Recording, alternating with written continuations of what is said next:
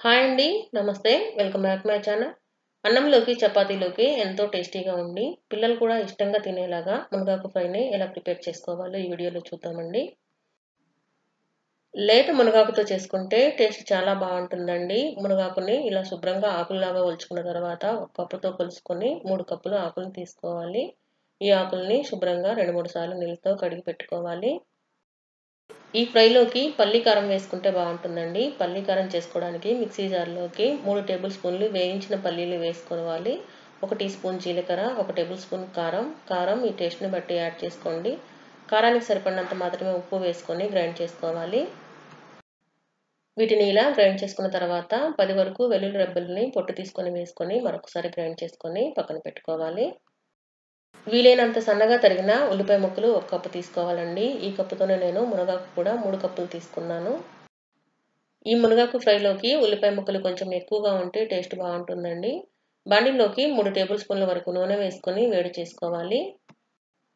నూనె వేడైన తర్వాత ఇందులో పచ్చిశనగపప్పు 1 టీ స్పూన్, మినపప్పు 1 టీ స్పూన్, అర స్పూన్ ఆవాలు, అర స్పూన్ జీలకర్ర వేసుకోవాలి. ఒక ఎండుమిరపకాయ, 2 లేదా 3 వెల్లుల్లి రెబ్బల్ని లైట్‌గా క్రష్ చేసుకొని వేసుకోవాలి. 2 రెమ్మల కరివేపాకును కూడా వేసుకొని వెల్లుల్లి కొంచెం కలర్ చేంజ్ అయ్యే వరకు వేగనివ్వాలి. వేగిన తర్వాత తరిగి పెట్టుకున్న ఉల్లిపాయ ముక్కలు వేసుకొని మీడియం ఫ్లేమ్ మీద ఉల్లిపాయ ముక్కలు కొంచెం కలర్ చేంజ్ అయ్యే వరకు కలుపుకుంటూ వేయించుకోవాలి. ఉల్లిపాయ ముక్కలు ఇలా లైట్‌గా బ్రౌన్ కలర్‌లోకి వచ్చాయి కదండీ! ఇప్పుడు ఇందులో కడిగి పెట్టుకున్న మునగాకు, పావు టీ స్పూన్ పసుపు, పావు టీ స్పూన్ మాత్రమే ఉప్పు వేసుకోవాలండి. కారంలో ఉప్పు వేసుకున్నాం కాబట్టి ఉప్పు ఎక్కువ వేసుకోవాల్సిన అవసరం లేదు. వీటిని అన్నిటిని కూడా బాగా కలిపి మూత పెట్టుకొని 3 లేదా 4 నిమిషాలు మీడియం ఫ్లేమ్ మీద వేగనివ్వాలి. లేతగా ఉన్న మునగాకు తీసుకున్నాం కాబట్టి వేగడానికి ఎక్కువ టైం పట్టదండి. 4 నిమిషాలు మీడియం ఫ్లేమ్ మీద వేగితే సరిపోతుంది. ఇప్పుడు ఇందులో గ్రైండ్ చేసి పెట్టుకున్న కారం వేసుకొని కలుపుకోవాలి. కారం వేసుకొని కలుపుకున్న తర్వాత ఒకసారి టేస్ట్ చెక్ చేసుకోండి. అవసరమైతే ఉప్పుని యాడ్ చేసుకోవచ్చు.